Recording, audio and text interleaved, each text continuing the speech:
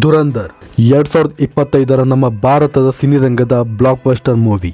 ಬರೀ 3 ವಾರದಲ್ಲೇ ಈ ಮೂವಿಯು 700 ಕೋಟಿ ದಾಟಿ ಭರ್ಜರಿಯಾಗಿ ಪ್ರದರ್ಶನ ಕಾಣುತ್ತಿದೆ.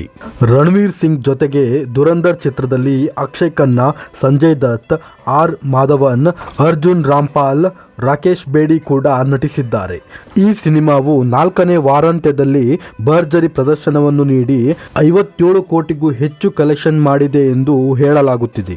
ಭಾನುವಾರದ ಒಂದೇ ದಿನದ ಗಳಿಕೆ 20 ಕೋಟಿಗೂ ಹೆಚ್ಚು ಎಂದು ತಜ್ಞರು ಹೇಳುತ್ತಿದ್ದಾರೆ. ಒಟ್ಟಾರೆ ದುರಂಧರ್ ಸಿನಿಮಾವು 700 ಕೋಟಿ ದಾಟಿ 1000 ಕೋಟಿಗೆ ದಾಪುಗಾಲಿಡುತ್ತಿರುವುದು ನಮ್ಮ ಭಾರತೀಯ ಚಿತ್ರರಂಗಕ್ಕೆ ಒಂದು ಹೆಮ್ಮೆಯ ವಿಷಯ.